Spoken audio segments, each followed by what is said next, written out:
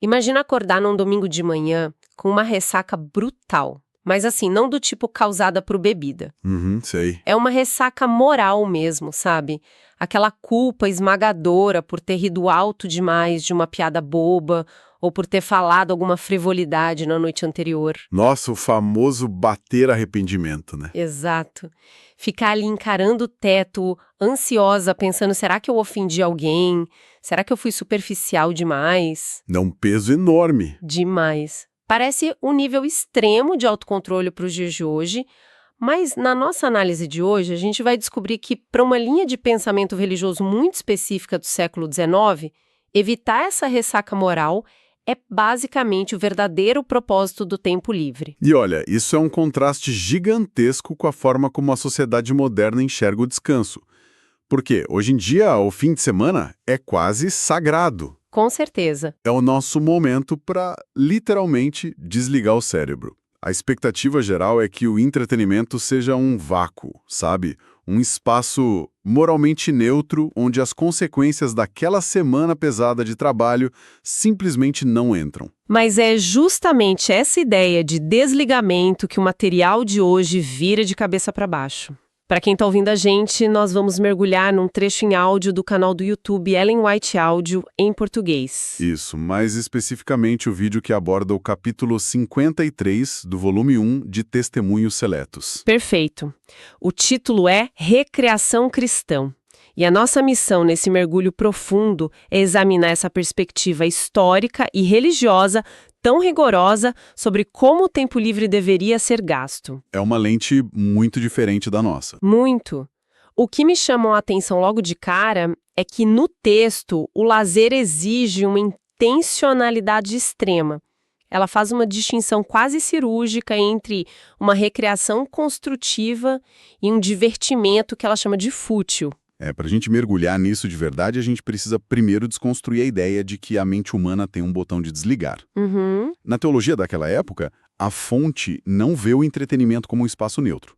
A premissa central é que o lazer tem um propósito utilitário e espiritual muito profundo. Tipo, recarregar as baterias para um propósito maior? Exatamente. Recarregar o indivíduo para o serviço à humanidade e para a glória a Deus. Então, relaxar a guarda mental em nome do divertimento não era visto como um descanso legítimo. Era visto como o quê, então? Como uma rendição tática mesmo. Se o indivíduo abre a porta para a frivolidade, ele compromete toda a sua capacidade de ser útil depois. Para entender bem essa intencionalidade, eu acho que a gente tem que olhar para um contraste muito forte que a fonte traça entre dois tipos de reuniões sociais. Vamos lá. O texto começa comparando a reunião dos fieles com os eventos promovidos por, nas palavras da autora, descrentes. E é fascinante como ela descreve os eventos seculares. Ela diz que a oração e a missão dão lugar ao riso tolo e a uma conversa frívola. O famoso jogar conversa fora. Mas com um peso bem negativo. O objetivo lá é apenas se divertir, começando sem controle e terminando em pura vaidade. Uma perda de tempo completa na visão do texto. Exato. Em contraste, a recreação cristã tem um alvo muito claro: permitir que as pessoas voltem para casa com a consciência limpa, sem ofender a Deus ou aos homens, e sem prejudicar a absolutamente ninguém. O que nos leva de volta àquela sua ideia inicial. Ok, vamos analisar isso. Porque é muito parecido com aquela ressaca social moderna que eu mencionei, né? Com certeza. O texto parece buscar eliminar completamente essa ansiedade pós-social através de um controle muito rigoroso do comportamento durante o evento. É como um antídoto preventivo. O que é fascinante aqui é que a fonte coloca um peso colossal no saldo emocional e moral com o qual se sai de um evento. É como uma matemática, né? Totalmente. A diversão simplesmente não justifica o custo de uma consciência pesada. Não se trata apenas de preferir um ambiente mais silencioso. Tem algo mais profundo aí. Sim, é uma mecânica de causa e efeito. A objeção ao riso tolo não é porque o humor seja visto como um mal absoluto, mas porque nessa visão de mundo, a frivolidade é um solvente. Ela dissolve a seriedade do propósito de vida. Nossa, um solvente da seriedade? Isso é muito forte. E quando o texto fala que a reunião secular termina em vaidade, está descrevendo um esvaziamento. A pessoa investiu energia em algo que não construiu nada para si, nem para a sociedade. É um déficit terrível. Mas aí me vem uma dúvida. E acho que muita gente ouvindo a gente deve estar pensando a mesma coisa. Pode falar.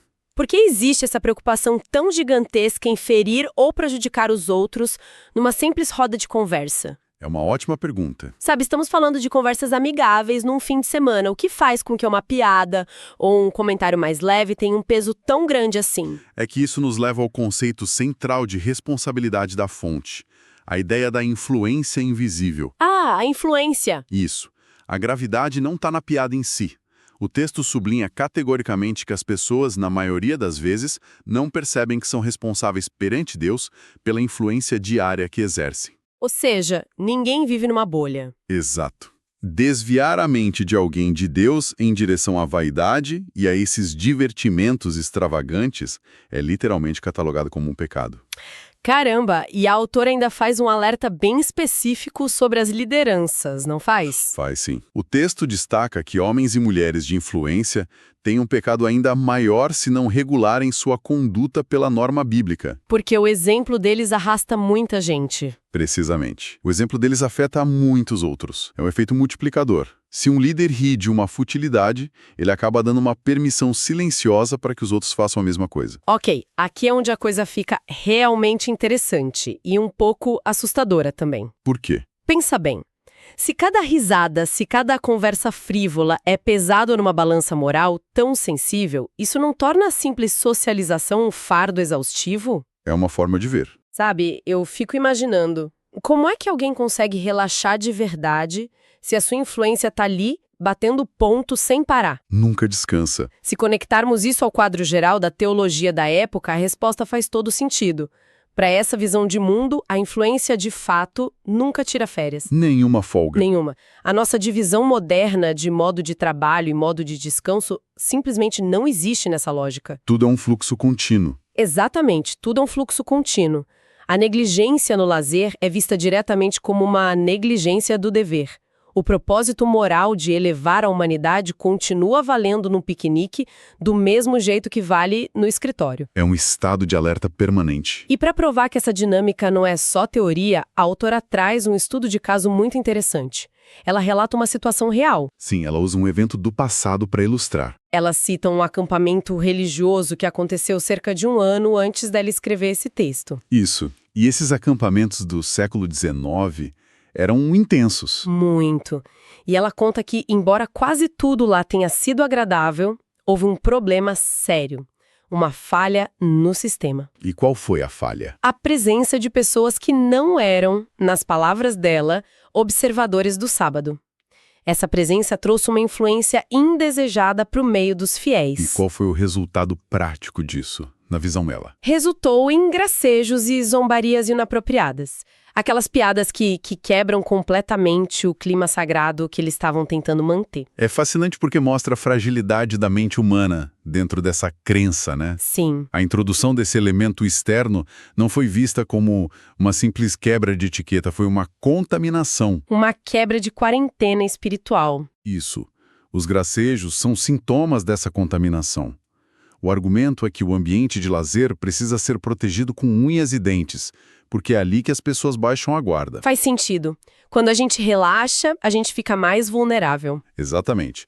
Se a vigilância é desligada, a frivolidade do mundo entra sem pedir licença. É por isso que, logo depois desse relato do acampamento, o texto crava a definição final e oficial do que deveria ser a recreação. A definição utilitária. Isso. O texto define que o propósito correto da recreação existe única e exclusivamente para, e aqui eu cito, a ideia refrigerar nosso espírito e revigorar o corpo. O foco é a renovação. Totalmente. O objetivo não é o divertimento pelo divertimento ou agradar a si mesmo. O objetivo é ganhar novas energias para ser uma bênção para a sociedade e cumprir os deveres da vida. Ou seja, o lazer que te deixa cansado para segunda-feira é basicamente um erro. É gerador de culpa, o texto diz. A busca deve ser pelo que é elevado e belo, afastar a mente do que é superficial para subir ao nível de pureza e santidade. Não se pode descer ao padrão do mundo, né? De jeito nenhum. Enquanto eu li essa parte, a única coisa que veio na minha cabeça, a analogia perfeita para mim, é um pit stop na Fórmula 1. Pit stop, como assim? Sabe a corrida de Fórmula 1? Sei. O objetivo de parar aquele carro no box não é porque o carro trabalhou muito e merece descansar. Os mecânicos não dizem, ai, coitadinho do motor, vamos deixar ele curtir o momento. Verdade, a parada é frenética. Exato, é intencional e puramente utilitária. O carro para, troca o pneu, bota combustível e volta correndo para a pista para vencer a corrida. A verdadeira recreação descrita no texto é esse pit stop.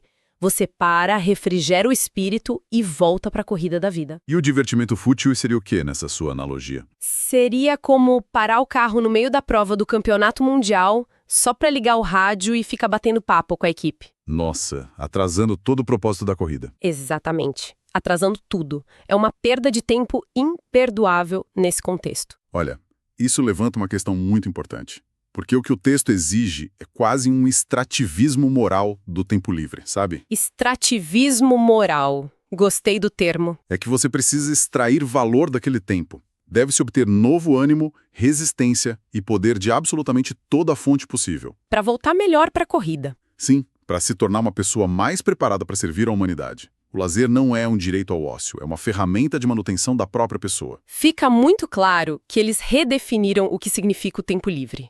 Não é um tempo para nós mesmos no sentido egoísta. Longe disso. É um tempo preparatório.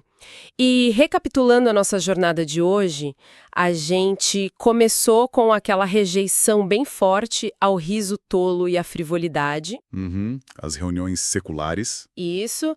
Passamos pela ideia de que somos constantemente responsáveis pela influência invisível que a gente exerce sobre quem está do nosso lado. E vimos o exemplo prático do acampamento que deu errado por causa dessa influência externa. E, por fim, chegamos nessa conclusão de que descansar é, na verdade, se consertar para voltar a servir. É uma recriação, você se cria de novo. É uma mudança de paradigma bem intensa se a gente comparar com hoje. Muito. E é justamente isso que me deixa com um pensamento final muito provocativo para quem está acompanhando a gente. Qual? Imagina se a gente aplicasse esse filtro tão rigoroso do século XIX aos nossos fins de semana de hoje. Nossa, ia sobrar pouca coisa. Pois é. Sendo bem honesta, se a gente perguntasse, será que aquela maratona de 10 horas de uma série, ou aquele encontro social onde a gente só fala de fofoca, realmente nos deu novas energias? Ou será que só sugou a gente? Exatamente. Será que nos tornou pessoas melhores e mais úteis para a sociedade? Ou será que só nos deixou completamente esgotados para encarar a segunda-feira? Quantos dos nossos hobbies de hoje sobreviveriam a esse corte, né? Fica aí a reflexão. Será que a gente está realmente se recriando no nosso tempo livre? Ou será que a gente está apenas se distraindo até a exaustão?